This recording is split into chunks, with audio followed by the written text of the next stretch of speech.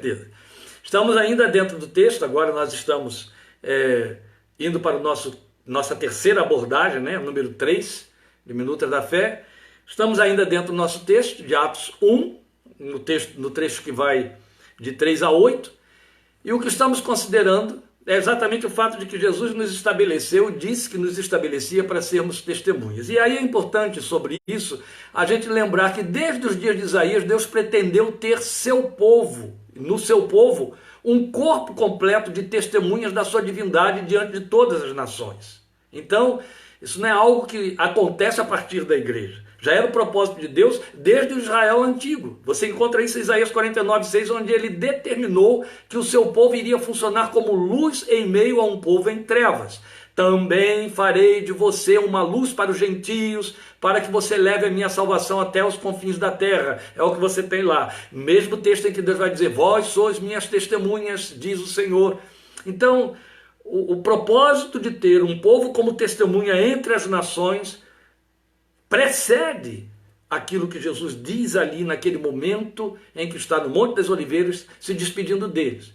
Os dois conceitos, quer dizer, esse de luz para as nações, que você encontra em Isaías 49, e serem minhas testemunhas em Atos 1:8, esses dois conceitos se fundem e eles se completam no mesmo propósito, testemunhas e luz, os dois para formar uma coisa só, para evidenciarem a funcionalidade desse testemunho, ou desse testificar de um povo a respeito de Deus entre os demais povos.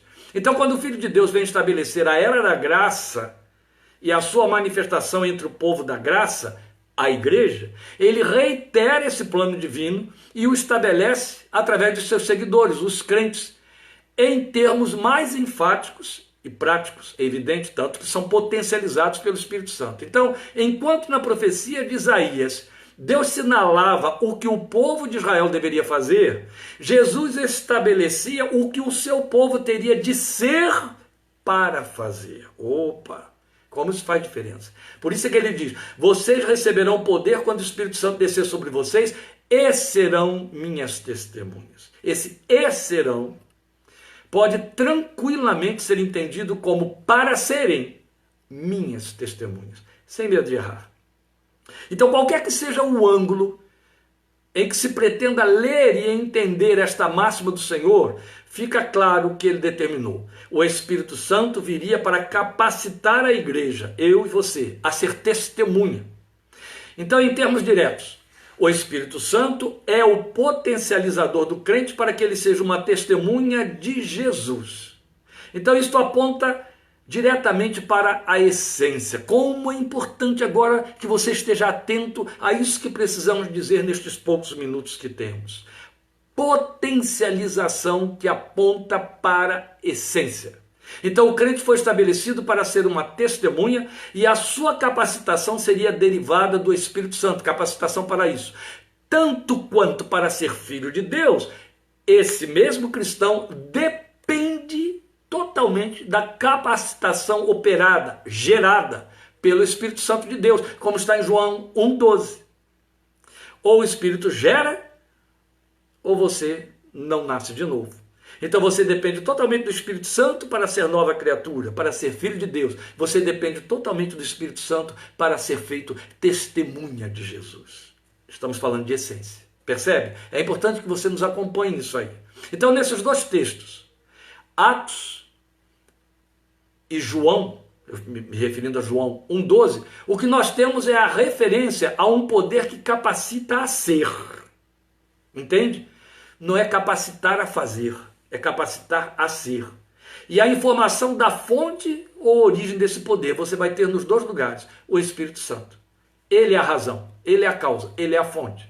Então, é do mesmo poder e critério do que disse Jesus quando fez diferença entre sermos luz e brilharmos. Ele diz assim, vocês são a luz do mundo. Isso é a essência. E aí, em seguida, isso está em Mateus 5,16, ele vai dizer, façam resplandecer sua luz, ou essa luz, diante dos homens, para que vejam suas boas obras e glorifiquem a seu Pai que está nos céus. Ora, fica claro que não está em nós o poder de sermos luz. Foi Ele que nos fez luz, não é verdade? Isso nos é dado como consequência da nossa aliança com Ele, por meio da sua vida e da sua palavra em nós. Mas nos cabe, uma vez luz, uma vez sendo luz, fazer essa luz acontecer. E ainda somos advertidos a não deixá-la oculta. Noutro ponto, noutro momento, Jesus vai dizer que ela não se torne em trevas. Ó, a diferença entre ser e fazer. Eu sou porque ele me habilitou a ser, mas eu tenho de fazê-la resplandecer. Eu tenho de fazê-la brilhar. Aí, esse testemunho é operoso. É hora dele ter funcionalidade. Então, a questão de ser testemunha corre pela mesma via e critério de ser luz. Então, não está em nós o poder de nos tornar a nós mesmos em testemunhas. Não depende de nossa vontade. Dependemos de que o Espírito Santo faça isso em nós. Mas nos cabe, a partir daí, fazer o testemunho acontecer. Como Pedro lembrou, estejam sempre preparados para responder a qualquer que lhes perguntar a razão da esperança que está em vós. Está na primeira carta, capítulo 3, versículo 15. Então isso estabelece uma distância entre ser testemunha, que é a essência, e fazer ou como fazer o testemunho acontecer, que é a forma. E neste particular, aí entra o exercício de nossa vontade comprometida a obedecer. Avançando, porque nós temos o tempo delimitado, isso parece muito óbvio, não é fato? Colocado dessa maneira. No entanto, não o suficiente para impedir um volume de equívocos de graves consequências no posicionamento espiritual de exércitos de filhos de Deus, crentes cristãos em Cristo Jesus. Eu volto à questão. Em Atos 1:8, Jesus estabeleceu a essência de nosso cristianismo, ser testemunhas. E outro tanto explicitou, poder para ser. Poderíamos dizer que o evangelho é entre nós resumido em sermos testemunhas? Sim, sem medo de errar. Este é o propósito.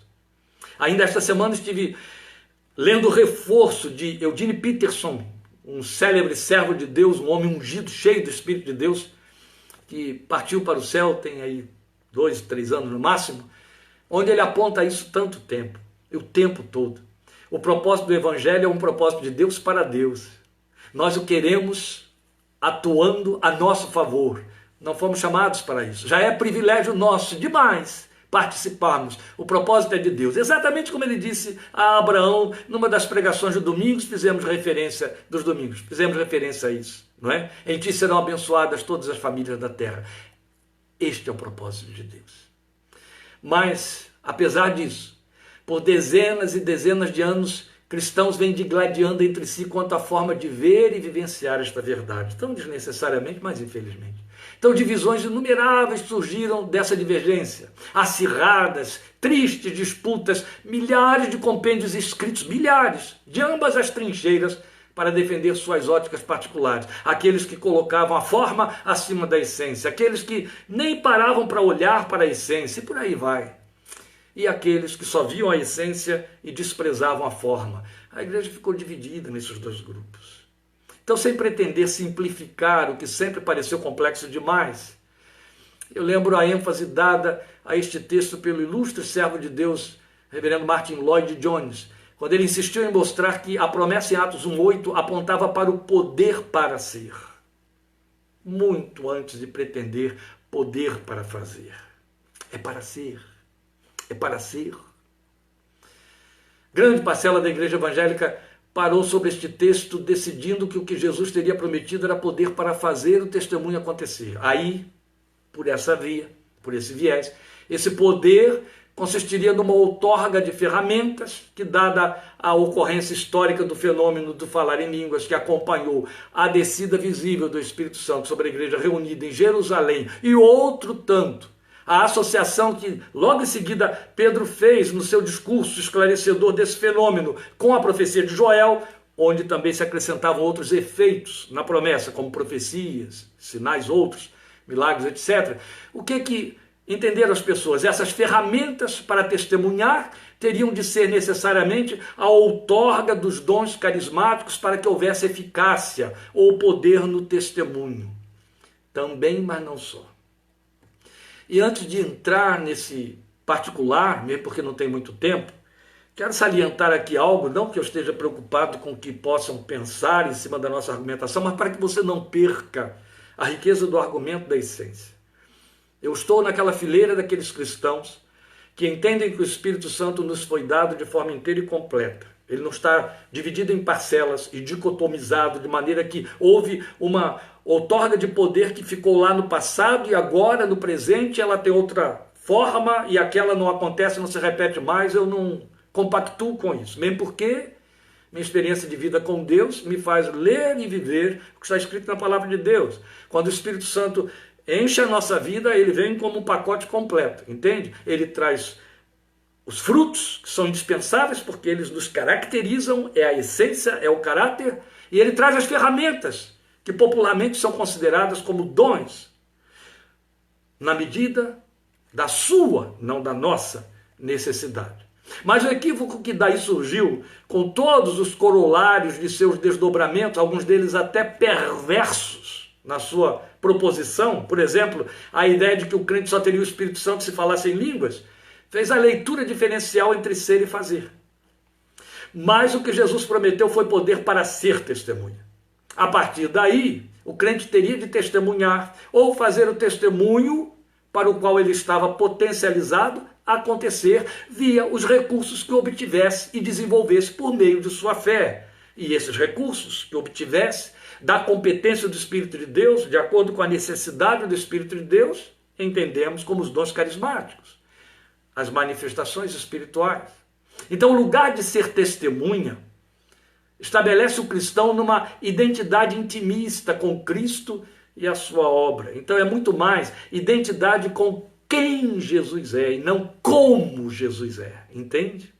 Tem a ver com caráter, tem a ver com essência. Se eu ficar sendo testemunha só através de manifestações, de milagres, dos dons carismáticos, a minha identificação é com como Jesus é, que é o que o ser humano cobiça, o que o ser humano quer. Mas fomos chamados para estarmos identificados com ele na sua natureza, quem ele é. Quem ele é. Se decorrer daí o como, glória a Deus. Entende? As manifestações carismáticas serviriam, como ainda servem, não como evidência desse poder ou capacitação, mas como meios. Grava isso. Meios dos quais o crente poderia se servir pela fé para realizar seu testemunho. Para realizar o testemunho é imprescindível que haja cura, o Espírito Santo me capacita. Para realizar o testemunho é imprescindível que algum milagre se manifeste, o Espírito Santo me capacita. E vamos lembrar que nesta ordem de capacitação contam palavra de sabedoria, palavra do conhecimento, fé, profecia, línguas, a interpretação das línguas e por aí. Mas a pergunta que fica é, qual a razão de se reduzir e por aí vai.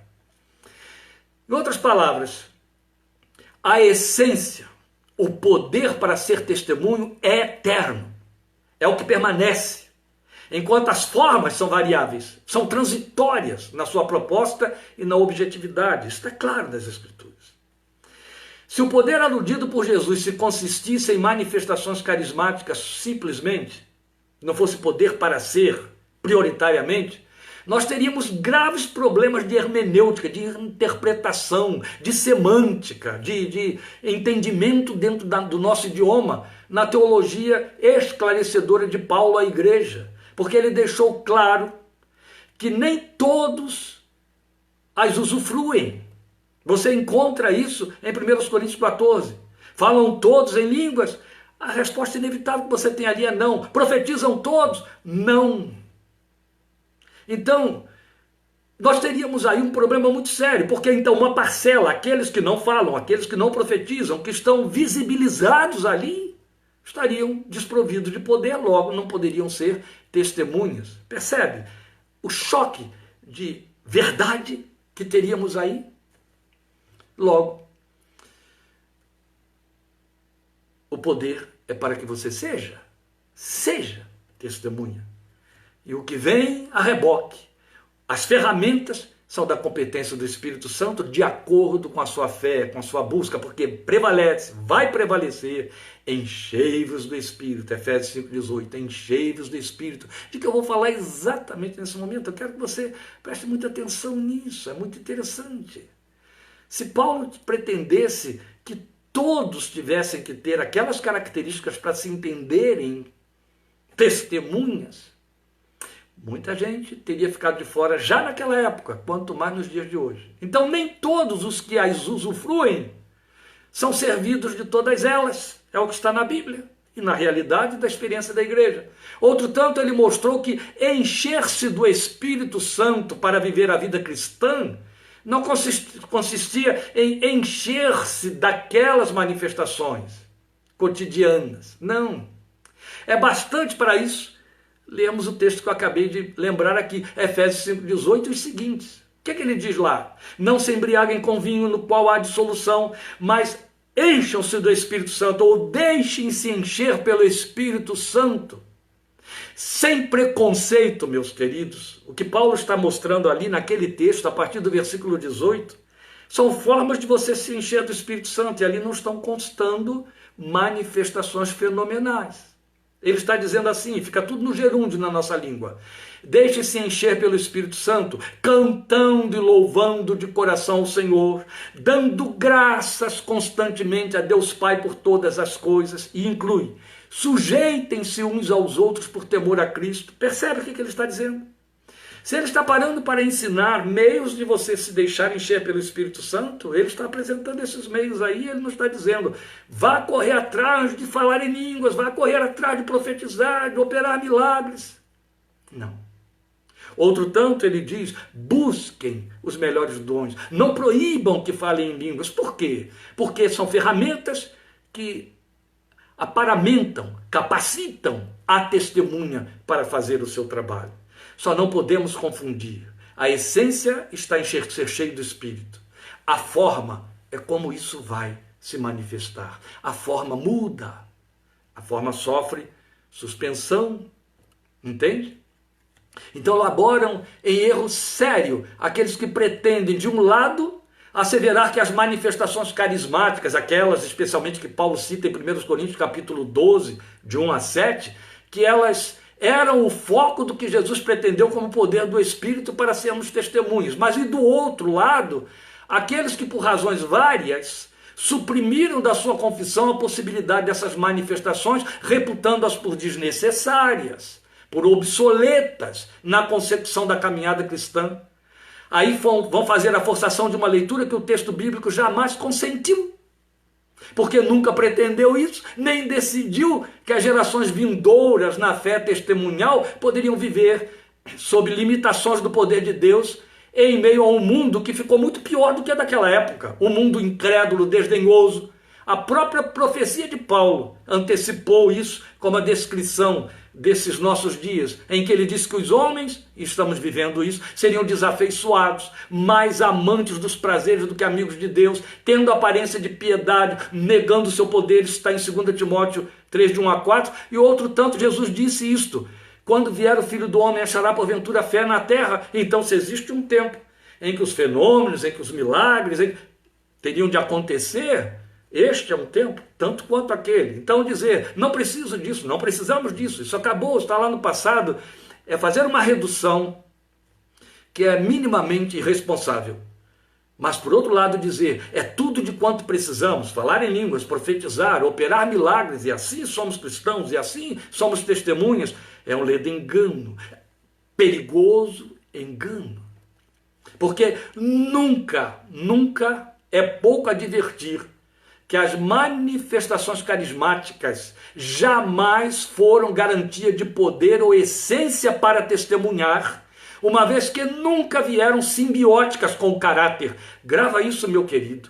Entende? Elas nunca estiveram numa simbiose com o caráter, as manifestações carismáticas. Por isso mesmo que alguns andaram escrevendo por aí, carisma sem caráter, coisa séria, infelizmente ocorre. Carisma espiritual não é sinônimo nem garantia de caráter espiritual. Daí não servir, então, de jeito nenhum, como essência de testemunho. Entende? Haja vista a própria igreja primitiva, representada pelos crentes de Corinto. Não é onde a gente faz a leitura sobre as manifestações carismáticas? Pois ali, na igreja de Corinto, no seu meio, o culto estava tão expressivo em manifestações carismáticas, sem que qualquer delas os salvaguardasse de uma vida tão distorcida em termos de ordem, de decência, até de moral. Razão mesma para a existência da carta que Paulo escreveu àqueles irmãos, para pôr ordem na coisa. Entende? Percebe a grande, a abissal diferença entre carisma e caráter, forma e essência. O carisma é a forma, mas o espírito produz caráter e muda o caráter. Esta é a razão porque você pode encontrar ministérios totalmente baseados, fundamentados, propagandeadores de seus carismas, mas sendo, por outro lado, veículos de escândalos na mídia secular e entre os sinceros filhos de Deus.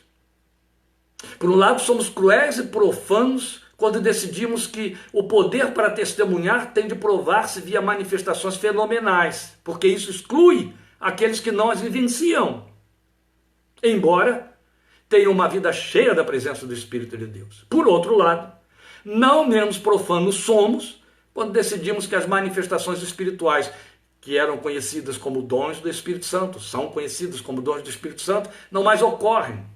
Profanos, se pensamos dessa maneira. Porque isso nos põe inevitavelmente na posição de devedores a esses irmãos carismáticos, entre os quais estou eu me incluo, de um lugar acreditado, de um lugar digno na sua confissão cristã, tão piedosa quanto apaixonada pelo mesmo Cristo e Senhor. E para terminar, eu quero dizer isso, ainda prevalece uma outra assertiva. Ainda que o ser testemunho não seja produto do exercício da nossa vontade, exercer esse testemunho, sim.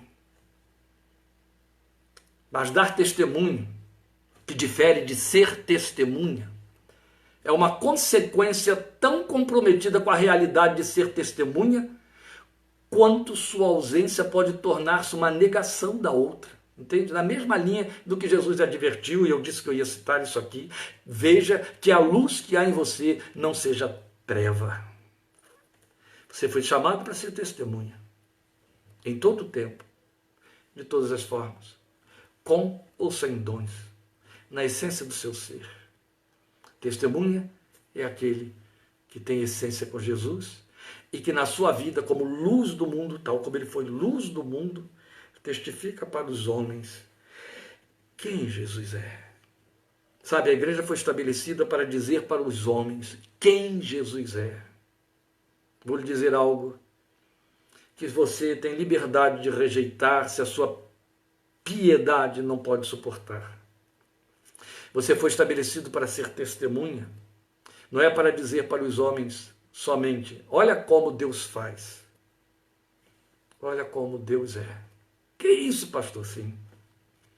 Paulo escreve aos Coríntios e diz assim, aprendam de mim como eu aprendo do Senhor Jesus. Ele escreve para Timóteo e diz assim, seja o modelo dos que creem,